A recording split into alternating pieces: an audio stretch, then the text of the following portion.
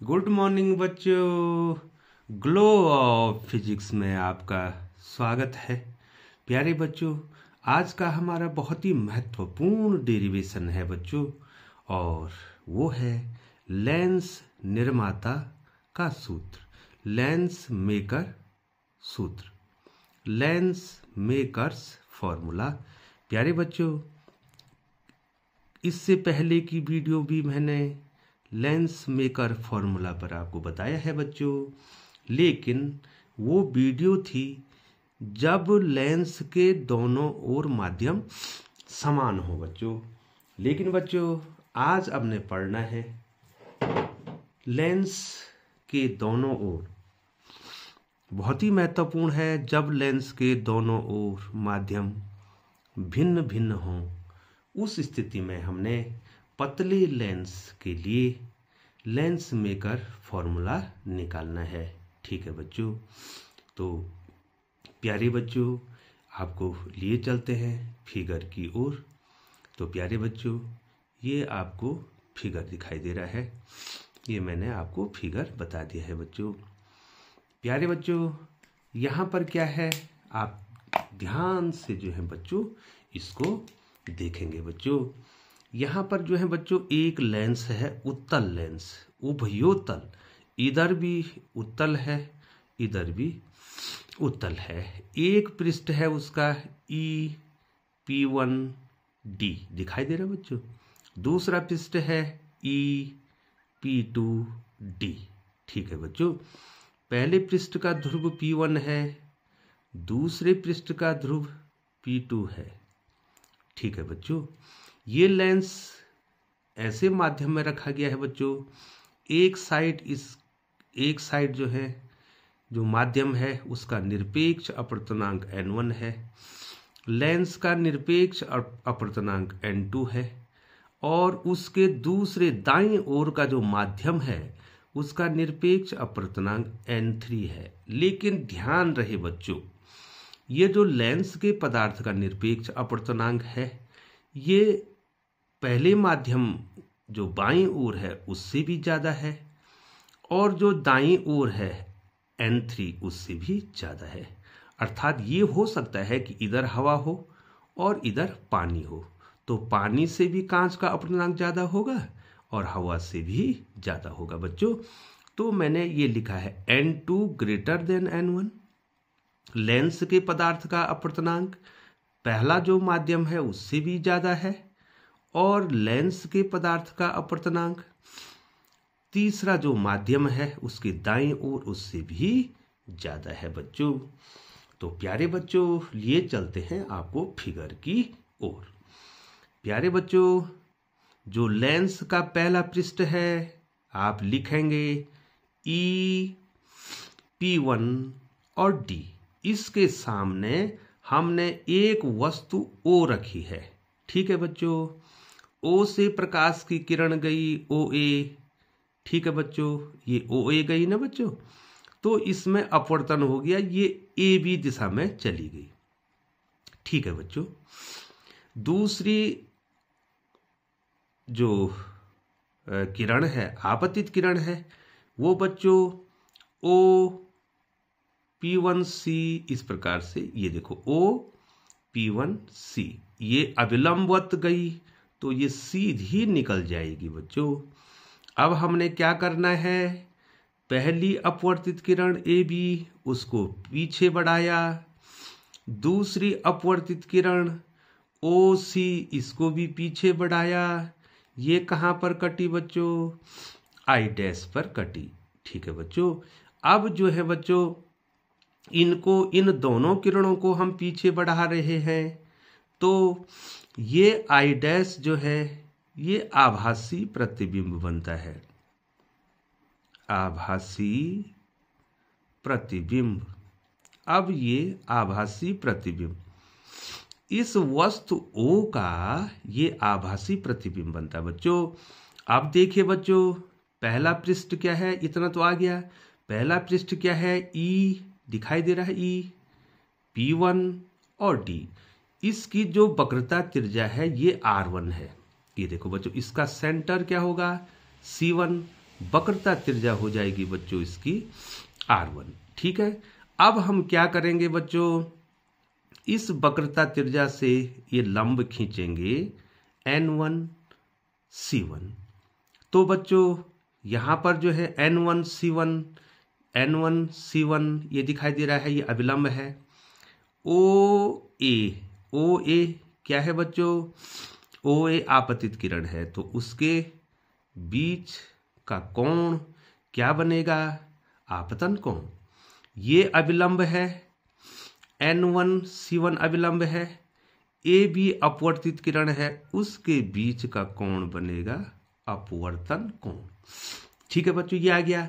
अब क्या होगा बच्चों, ये जो I डैश है ये प्रथम पृष्ठ अर्थात EP1D ने इस O वस्तु का आभासी प्रतिबिंब बनाया है। ये दूसरे पृष्ठ के लिए अर्थात E, P2 और D इस पृष्ठ के लिए ये अब वस्तु का काम करेगा, ये वस्तु का काम करेगा और इसका प्रतिबिंब I पे बनेगा बच्चों। अब यहाँ पर जो है ये देखिए बच्चों, B दिखाई दे रहा है, B, I दिखाई दे रहा है, एक अपवर्तित किरण ये है, दूसरी अपवर्तित किरण CI है या P2I है। ये वास्तव में यहाँ पे काट रही है, ये वास्तव में यहाँ पे काट रही हैं I पे। एक अपवर्तित किरण BI, दूसरी CI वास्तव में काट रही हैं, तो इस I पर वास्तविक प्रतिबिंब बनेगा, वास्तविक प्रतिबिंब। ठीक है, वस्तु का, किस वस्तु का, O वस्तु का यहाँ पर दूसरे पृष्ठ के द्वारा। पहले जो प्रथम पृष्ठ है उसने प्रथम पृष्ठ EP1D ने O वस्तु का आभासी प्रतिबिंब I डैश पे बनाया। I डैश जो प्रतिबिंब बना इसने दूसरी पृष्ठ के लिए वस्तु का काम किया और उसका वास्तविक प्रतिबिंब कहाँ पर बनाया बच्चों, I पे बनाया बच्चों। प्रथम पृष्ठ के ध्रुव P1 से, ये देखिए बच्चों, P1 से ये P1 दिखाई दे रहा है, वस्तु O क्या है बच्चों, O क्या है बच्चों, वस्तु की दूरी U और इससे प्रतिबिंब की दूरी V डैश, और उसके बाद पहले दूसरे पृष्ठ के लिए वस्तु की दूरी। ठीक है बच्चों, यहाँ पर जो है दूसरे पृष्ठ से वस्तु की दूरी, ये P2 से वस्तु की दूरी V डैश। क्योंकि जो है बच्चों ये लेंस पतला है तो हम मानेंगे कि ये P2 कहाँ पर है, इस C के नज़दीक है। ध्यान दो बच्चों, जब लेंस पतला होगा तो हम P1 और P2 को C के नज़दीक मानेंगे। ठीक है बच्चों, जब C के नज़दीक मानेंगे तो दूसरे पृष्ठ के लिए वस्तु की दूरी कितनी हो जाएगी, V डैश, और प्रतिबिंब की दूरी कितनी हो जाएगी, V। ठीक है बच्चों, अब प्यारे बच्चों हम इसका डेरिवेशन करते हैं, और डेरिवेशन हम इसका करेंगे तो इसके लिए आपको पहला का सूत्र आना चाहिए बच्चों। इस प्रकार से अब हम डेरिवेशन इसका करते हैं बच्चों। ये देखिए हम इसका डेरिवेशन यहाँ पे कर रहे हैं बच्चों। अब आपको ध्यान देना है, फिगर तो आपकी समझ में आ गया है। अब देखिए बच्चों, एकल पृष्ठ के लिए अपवर्तन का सूत्र आपको आता है, पहले ही आपने उत्तल गोली पृष्ठ और अवतल गोली पृष्ठ में पढ़ा है बच्चों। एकल पृष्ठ के लिए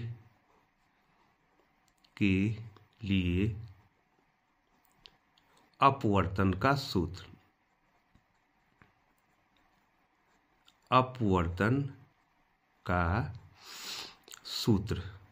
आपने पढ़ा है बच्चों।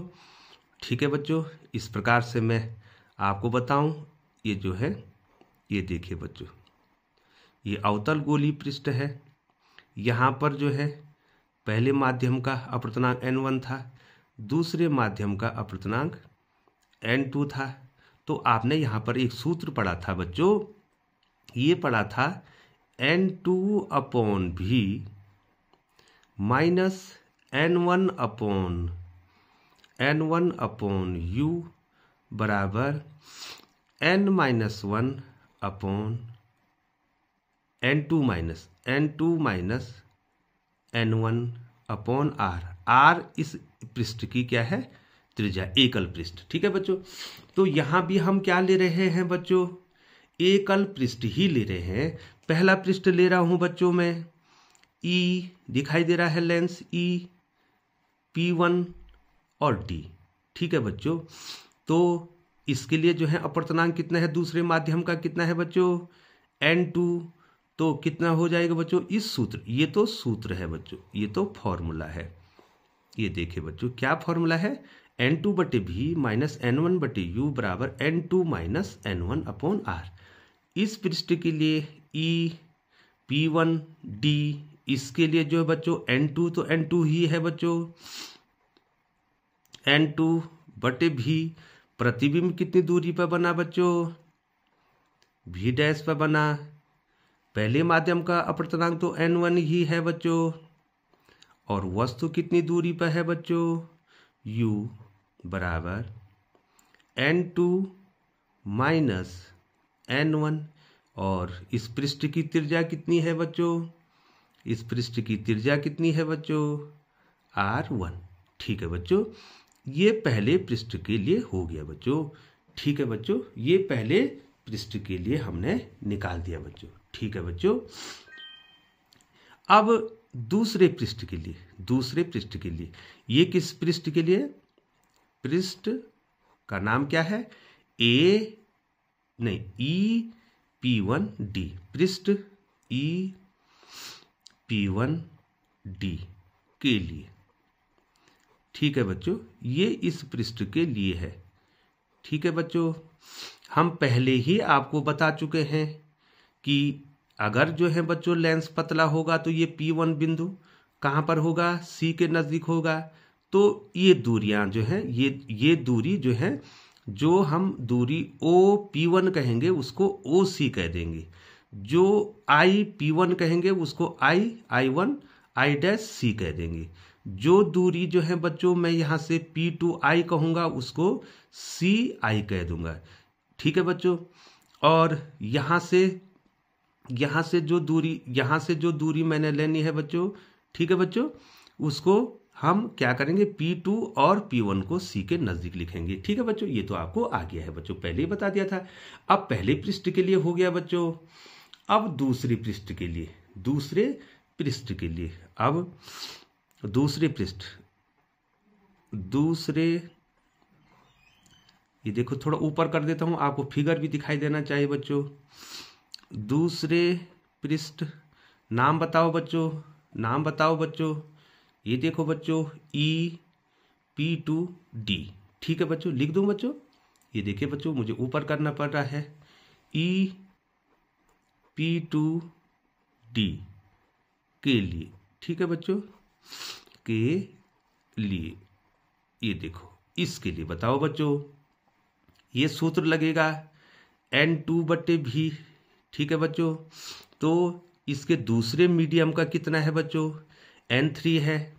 ठीक है बच्चों, अब क्या होगा बच्चों? इस सूत्र में जो N2 है, तो N2 की जगह पर N3 आ जाएगा और N1 की जगह पर N2 आ जाएगा बच्चों। ठीक है, अब मैं इसको ऊपर लिए चलता हूं थोड़ा सा बच्चों। ये देखिए बच्चों, ये देखिए, दूसरे पृष्ठ के लिए क्या हो जाएगा बच्चों?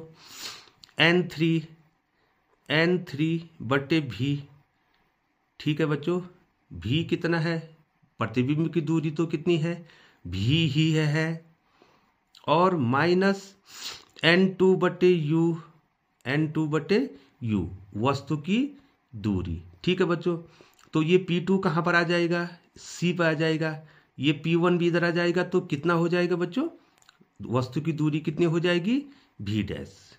कितनी हो जाएगी? V डैश बराबर कितना हो जाएगा बच्चों? N2 माइनस N1 है, लेकिन यहाँ क्या है बच्चों? यहाँ क्या है बच्चों? दूसरे ओर का मीडियम क्या है बच्चों? N3 है, और पहले का क्या है? N2 है। तो कितना हो जाएगा बच्चों? N3 माइनस N2 और दूसरे पृष्ठ की त्रिज्या कितनी है बच्चों? R2 है बच्चों। इक्वेशन नंबर क्या हो जाएगा? 2 हो जाएगा। अब हम इक्वेशन नंबर 1 और इक्वेशन नंबर 2 को जोड़ देंगे। समीकरण 1 तथा समीकरण 2 को जोड़ने पर जब हम इनको जोड़ेंगे तो बाएं बाएं पक्ष देखिए बच्चों, समीकरण 1 आपको दिखाई दे रहा है, समीकरण 2 आपको दिखाई दे रहा है। अब बाएं पक्ष जोड़ो बच्चों, बाएं पक्ष जोड़ो बच्चों। अब मैं फिगर को ऊपर कर लेता हूं क्योंकि अब फिगर से आपको कोई मतलब नहीं है बच्चों, इक्वेशन हमारे निकल चुके हैं। तो कितना हो जाएगा बच्चों? N2 बटे भी डैश, N2 बटे भी dash minus N1 upon you, N1 upon you plus इसको जोड़ो N3 अपॉन भी माइनस कितना हो जाएगा बच्चों? N2 अपॉन भी डैश इक्वल टू यहां कितना है? N2 माइनस N1 बटे R1 प्लस कितना हो जाएगा? N3 माइनस N2 और बटे कितना हो जाएगा? R2 हो जाएगा बच्चों। अब यहां पर क्या कट रहा है थोड़ा देखिए बच्चों, N2 बटे भी डैश कट गया बच्चों। अब क्या हो गया बच्चों? अब हमारे पास फॉर्मूला क्या गया? N3 बटे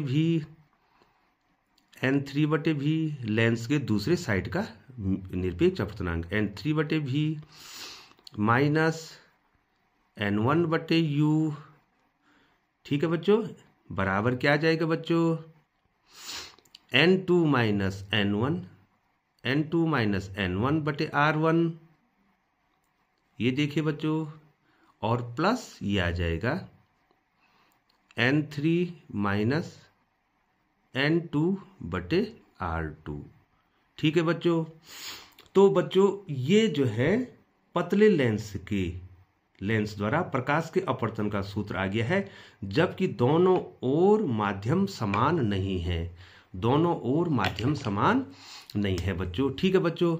तो फॉर्मूला हमारा ये आ गया बच्चों, ये देखिए बच्चों, ये हमारा फॉर्मूला आ गया, ये फॉर्मूला हमने डिराइव कर दिया है बच्चों, ये फॉर्मूला आ गया, ठीक है बच्चों, ये फॉर्मूला आ गया, जबकि दोनों ओर अलग अलग माध्यम है। प्यारे बच्चों, अब हमको बताना है इसी सूत्र के द्वारा हमको बताना है कि यदि दोनों ओर माध्यम समान हो जाएं, ठीक है बच्चों, तो तब क्या होगा? तो जो पहले वाला डेरिवेशन कर रखा वो आ जाएगा बच्चों। इसका मतलब अगर आपको ये डेरिवेशन आ जाता है तो इस डेरिवेशन से आप पहले वाला डेरिवेशन भी कर सकते हैं, आपको 2 डेरिवेशन करने की आवश्यकता नहीं है। तो बच्चों फॉर्मूला क्या है बच्चों हमारा?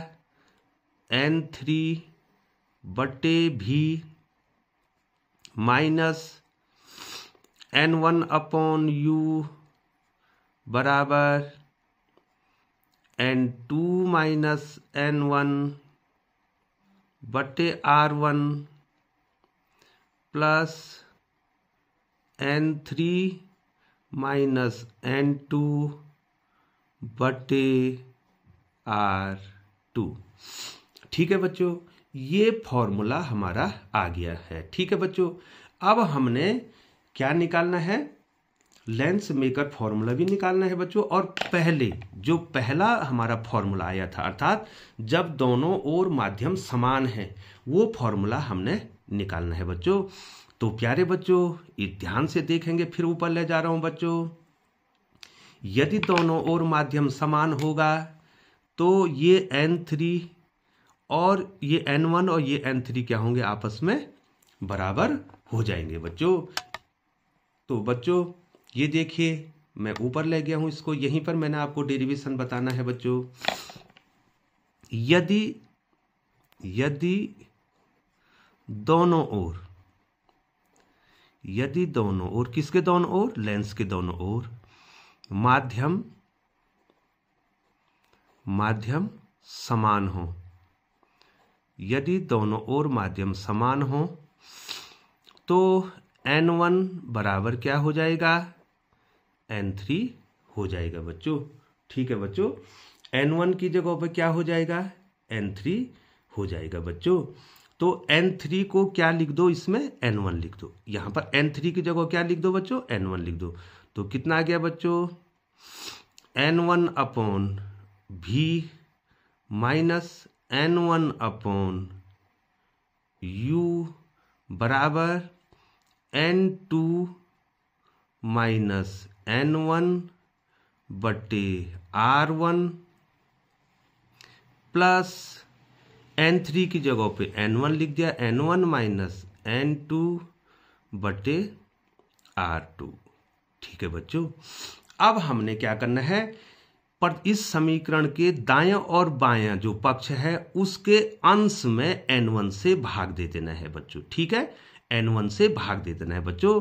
तो कितना हो जाएगा, N1 अपॉन N1 बटे V माइनस N1 अपॉन, ठीक है बच्चों, यहां पर हमने N3 को भी क्या लिख दिया, ये लिख दिया बच्चों। ठीक है, यहां कितना हो जाएगा, N1 अपॉन N1 बटे U, ये कितना हो जाएगा, N2 बटे N1 माइनस N1 बटे N1, ये देखिए बटे R1 प्लस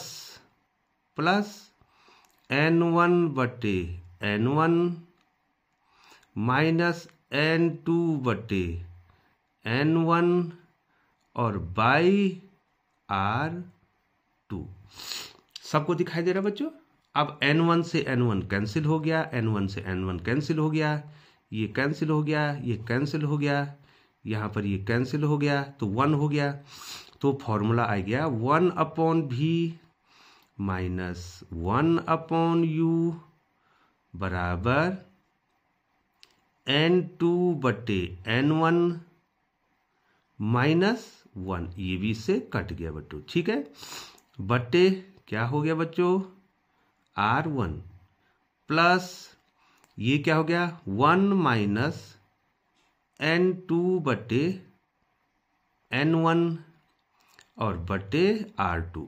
तो प्यारे बच्चों एक बात ध्यान रखना है, N2 बटे N1 ही N है। यहां पर क्या है बच्चों, मैं थोड़ा आपको बता दूं, यहां पर जो N है, N बराबर है N2 बटे N1। ठीक है, और ये N क्या है, ये N क्या है, हवा के सापेक्ष कांच का अपवर्तनांक। उसको जनरली हम क्या लिख रहे हैं बच्चों, उसको हम जनरली N ही लिख रहे हैं। ये दूसरे माध्यम का निरपेक्ष अपवर्तनांक बटे पहले माध्यम का निरपेक्ष अपवर्तनांक। हम जनरली क्या लिख रहे हैं बच्चों, हम N को ही क्या लिख रहे हैं बच्चों, NaG को हम शॉर्ट में N लिख रहे हैं बच्चों। तो प्यारे बच्चों अब आपको इसको लिखना है बच्चों। तो कितना हो गया बच्चों, कितना हो गया बच्चों, बताइए बच्चों, 1 upon V minus 1 upon U बराबर, ये कितना हो जाएगा बच्चों, N माइनस 1, N माइनस 1 बटे R1। ठीक है, प्लस 1 माइनस N बटे R2। अब यहां पर हम N माइनस 1 कॉमन लाने के लिए यहां पर माइनस कॉमन ला देंगे बच्चों। तो 1 upon V minus 1 upon U बराबर N माइनस 1 कॉमन ले लिया मैंने, N माइनस 1 मैंने कॉमन ले लिया बच्चों। ठीक है बच्चों, यहां माइनस कॉमन लिया तो यहां पर माइनस हो गया, तो ये क्या हो गया N माइनस 1। तो कितना बच गया बच्चों, 1 बटे R1, और यहां पर ये माइनस कॉमन लिया था 1 बटे R2। ठीक है बच्चों, अब यहां पर आपको ध्यान देना है, जब वस्तु कहां होती है, जब वस्तु अनंत पर होती है तो उसका प्रतिबिंब जो है द्वितीय फोकस पर बनता है बच्चों। तो तो प्यारे बच्चों क्या आ गया है बच्चों, 1/v की जगह पर f आ गया और 1/∞ हो गया, और ये हो गया यहाँ पे ये इन्फिनिटी हो गया, ये हो गया n-1 1/r1 माइनस 1/r2। ठीक है बच्चों, और 1/∞ क्या हो गया, 0 हो गया। तो फॉर्मूला हमारे पास ये आ गया। मैं यहाँ पर लिख दूं बच्चों, यहाँ पर लिख दूं, यहाँ पर जगह है, तो कितना आ गया बच्चों, 1/f बराबर, ठीक है बच्चों, ये अलग से लिख रहा हूँ बच्चों, ये देखिए ध्यान देना, इसको यहाँ पर जगह कम है तो यहाँ पर लिख रहा हूँ 1/f बराबर, ये तो 0 हो गया। कितना आ गया बच्चों, n-1 1/r1 माइनस 1/r2। तो ये लेंस मेकर फॉर्मूला आ गया है बच्चों। ठीक है, ये क्या आ गया बच्चों, लेंस मेकर फॉर्मूला आ गया। एक फॉर्मूला बच्चों ये लेंस मेकर फॉर्मूला आ गया है, और यहाँ पर हमने जो है बच्चों एक फॉर्मूला ये भी बताया है, ये भी लेंस मेकर ही फॉर्मूला है, जब जो है दोनों ओर माध्यम क्या है, अलग अलग है, उसके लिए है। और ये क्या है बच्चों, जब दोनों ओर माध्यम समान है। तो ये डेरिवेशन मैंने पहले भी कर रखा है बच्चों, लेकिन आपको पहले वाला डेरिवेशन भी इसी से करना है बच्चों। तो प्यारे बच्चों ये जो है ये पूरा डेरिवेशन मैंने आपको बता दिया है। ठीक है बच्चों, तो आज आपने बहुत ही महत्वपूर्ण डेरिवेशन पढ़ा बच्चों, वो है लेंस मेकर फॉर्मूला। और प्यारे बच्चों इसको हम मोस्ट इम्पॉर्टेंट की श्रेणी में रखते हैं बच्चों। ये चाहे सीबीएसई बोर्ड के विद्यार्थी, इंग्लिश मीडियम के छात्र हों, चाहे हिंदी बोर्ड के छात्र हों, तो उनको इसी प्रकार से इसको करना है बच्चों। तो प्यारे बच्चों यदि चैनल पर बने हुए हैं तो चैनल को सब्सक्राइब कर दें, बेल आइकन को प्रेस करते हुए नोटिफिकेशन ऑन कर दें, ताकि ग्लो ऑफ फिजिक्स के द्वारा समय समय पर आपको उपयोगी वीडियो मिलती रहें। तो प्यारे बच्चों पुनः एक बार चैनल पर बने रहने के लिए आपका बहुत बहुत धन्यवाद एवं आभार। मिलते हैं अगली वीडियो, तब तक जो है आप अपना ख्याल रखें बच्चों और पढ़ाई करते रहें। तो पुनः आपका धन्यवाद।